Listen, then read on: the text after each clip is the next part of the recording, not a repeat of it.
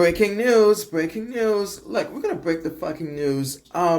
So Dirty Diana is not a part of Bodega Jiu-Jitsu. She's not a coach. No. She's not living with Grippo. No. Let's see. Dirty Diana is still listed as a part of BTT, and she's also listed as a head instructor and coach at Mitsu Studios in Montreal. So guess what that means? She lives in Canada. She still lives in Canada. So whoever this Mikey guy is from yesterday, you're a liar. You're a freaking liar. You're a liar. And then I spoke to somebody the other day who said that Dirty Diana made a quote unquote farewell speech in one of her posts. So I saw it anonymously about her post, about her quote unquote time at Mitsu Studios. So this is how I interpreted it. So this was, I believe she made the post last October or September about her gratitude and her time at Mitsu Studios. The way I took it was that she was thankful to her coaches for helping her with her success, and that she was not leaving Mitsu Studios. So unless we hear it from Dirty Diana herself, she is still living in Canada. She is still living in Canada. She is still a part of Mitsu Studios, and she still is a part of BTT. Again, she is not a member of Bodega Jiu-Jitsu. She is not a coach at Bodega Jiu-Jitsu. She's not. And yeah, she is currently injured, but she's there mainly for training purposes. Somebody told me that she's in Vegas and that she's gonna support Adele Fornerino for her fight tonight at UFC BJJ. Y'all need to support Adele Fornerino because she's daddy, okay, and she's born for this shit. And I support Adele Fornerino. I do not support Gianni Grippo's so-called relationship with Dirty Diana. I don't support it because I see the red flags. I see it. He's making a serious mistake. And again, Gianni keeps everything, and she loses. No. And so yes, Dirty Diana still has her sponsorships. That's awesome. But God forbid if she gives up her training, her coaching, and everything. She literally has to rebuild herself from scratch, and she has to prove to herself and prove everybody why she's an elite black belt. And yes, she has been seen training at Bodega Jiu-Jitsu. Yes. But come on, man. Like, she still lives in Canada, and she still is a head coach and instructor at Mitsu Studios.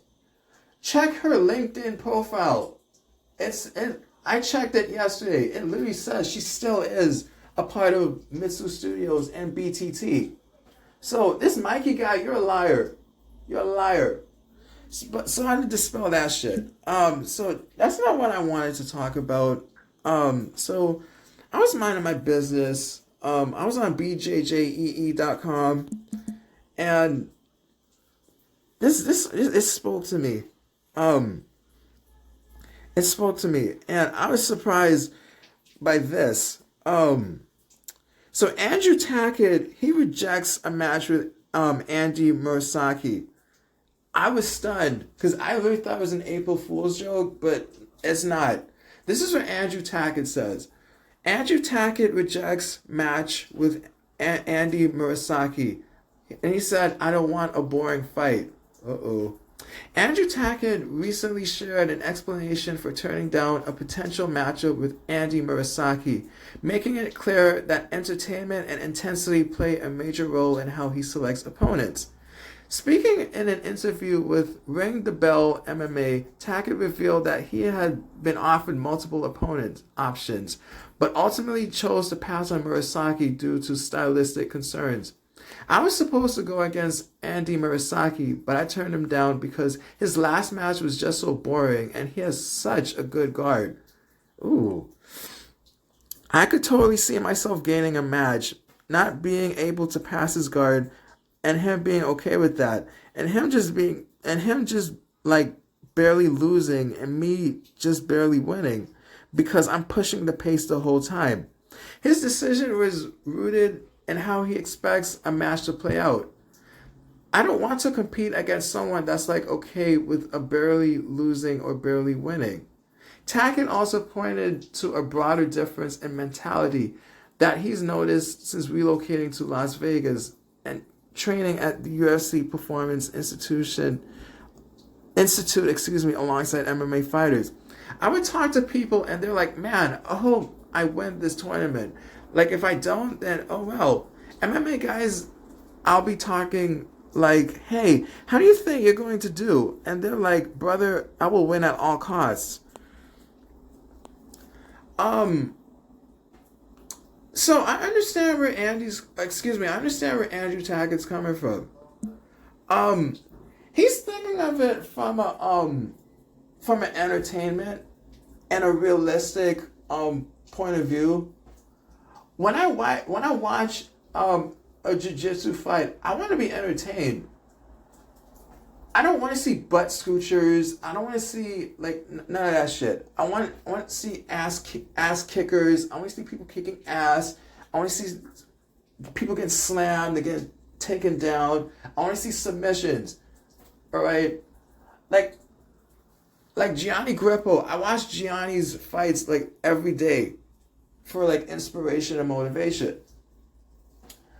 But Andrew Tackett, I watch a lot of his fights as well because Andrew's entertaining as hell.